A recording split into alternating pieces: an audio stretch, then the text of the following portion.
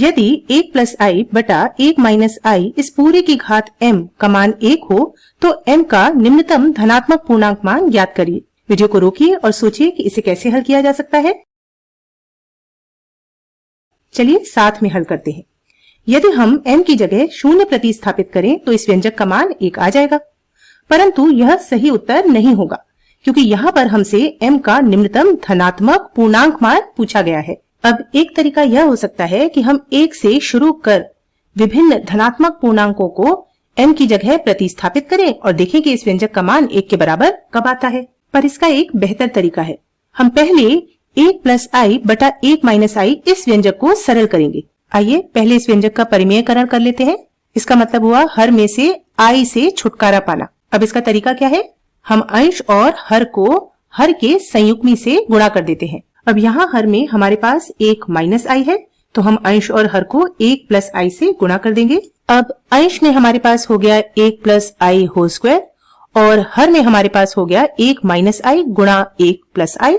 a plus b whole square का सूत्र लगाएंगे तो अंश में हमें मिलेगा 1 प्लस आई स्क्वायर प्लस 2i और हर में a माइनस बी गुणा a प्लस बी बराबर a square minus B square सूत्र का प्रयोग कर हमें मिलेगा 1 माइनस आई स्क्वायर। अब आई स्क्वायर का मान -1 प्रतिस्थापित कर देते हैं। हमें मिलेगा 1 प्लस आई बटा 1 माइनस आई बराबर 1 माइनस 1 प्लस 2i बटा 1 माइनस माइनस 1 जो कि हो गया प्लस 1। अब यहाँ प्लस 1 और माइनस 1 आपस में कट जाएंगे। 1 प्लस आई बटा 1 माइनस आई हमें मिलेगा 2i बटा 2 के बराबर, यानी कि ये मान हो गया i के बराबर। अब यदि सरल शब्दों में हम इसी प्रश्न को कहें तो हम कहेंगे कि यदि i की घात m बराबर 1 हो तो m का निम्नतम धनात्मक पूर्णांक मान ज्ञात करिए। चलिए देखते हैं। i की घात 1 बराबर होता है i की घात 2 यानी आई स्क्वायर बराबर होता है -1, i की घात 3 बराबर होता है i गुणा आई स्क्वायर जो कि बराबर हो गया -i के, i की घात 4 बराबर आई स्क्वायर गुणा आई स्क्वायर बराबर -1 गुणा -1 बराबर 1। तो हम देख सकते हैं कि 4 सबसे छोटी धनात्मक पूर्णांक घात है जिसे i के ऊपर लगाने पर हमको 1 प्राप्त होगा।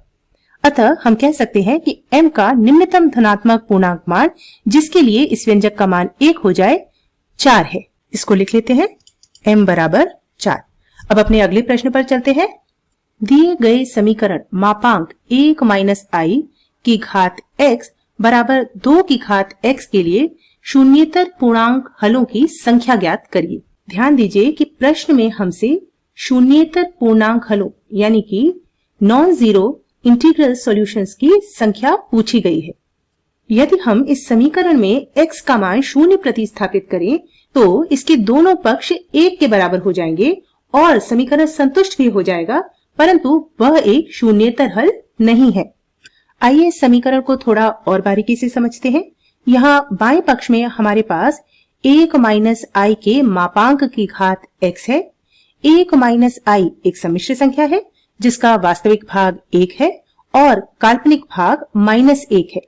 तो इस सम्मिश्र संख्या का मापांक हो जाएगा वर्गमूल के अंदर 1 स्क्वायर प्लस -1 स्क्वायर, यानी कि वर्गमूल के अंदर 1 स्क्वायर प्लस 1 स्क्वायर। तो हमारा बायां पक्ष बन जाएगा वर्गमूल के अंदर 1 स्क्वायर प्लस 1 स्क्वायर इस पूरे की घात x और ये बराबर होगा दाएं पक्ष जो कि 2 की घात x है। इसको सरल कर लेते हैं।